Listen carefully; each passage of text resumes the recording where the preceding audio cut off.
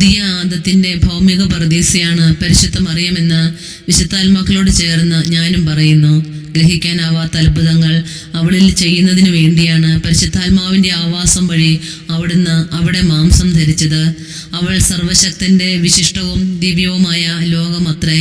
അവാജ്യമായ സൗന്ദര്യത്തിന്റെയും അനർഘമായ നിക്ഷേപങ്ങളുടെയും നികേതനമായ അവൾ അത്യുന്നതന്റെ മഹത്വമാണ്, ഐശ്വര്യമാണ്.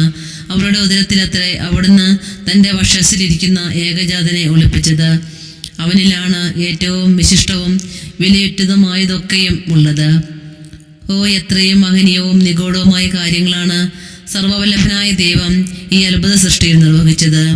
അത്യഗാധമായ ഇളമയുടെ ഉടമയായിരുന്നിട്ടും അവൾ സമ്മതിച്ച് ഏറ്റുപറയാൻ നിർബന്ധിതയായി, ശക്തനായവൻ എനിക്ക് വലിയ കാര്യങ്ങൾ ചെയ്തിരിക്കുന്നുവെന്ന്.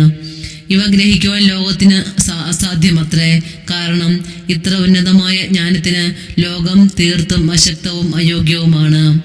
ദൈവത്തിന്റെ പരിശുദ്ധ നഗരത്തെപ്പറ്റി വിശുദ്ധർ പ്രശംസിച്ച് പലതും പ്രസ്താവിച്ചിട്ടുണ്ട്. അവർ പരസ്യമായി പ്രഖ്യാപിച്ചിട്ടുള്ളതുപോലെ മറിയത്തെക്കുറിച്ച് സംസാരിക്കുന്നതിൽ അവർ ഒരിക്കലും വാഗ്മിത്വമുള്ളവരോ സംതൃപ്തരോ ആയിരുന്നില്ല. എങ്കിലും എല്ലാം പറഞ്ഞതിന് ശേഷം അവർ വിലപിക്കുന്നു.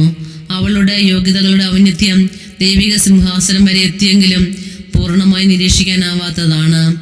അവളുടെ സ്നേഹം ഭൂമിയേക്കാൾ വിശാലവും തിട്ടപ്പെടുത്താൻ കഴിയാത്തതുമാണ്. ദൈവത്തിന്റെ മുകളിൽ പോലുമുള്ള അവളുടെ സ്വാധീന ശക്തിയുടെ ദൈർഘ്യം അജ്ഞേയമത്രേ. അവസാനമായി അവളുടെ വിനയം അഗാധമായതാണ്. അവളുടെ നന്മകളും കൃപകളും ഉളവാക്കുന്ന പാരാവാരത്തിന്റെ അടുത്തിട്ട് കണ്ടുപിടിക്കുവാൻ ആർക്കാണ് ആകുക? ഓ അജ്ഞേയമായ ഔന്നത്യമേ, ഓ അവാജ്യമായ വിശാലതയെ, ഓ അളന്നു തിട്ടപ്പെടുത്താനാവാത്ത ദൈർഘ്യമേ, ഉൾപ്രവേശിക്കാനാവാത്ത അഗാധതയെ.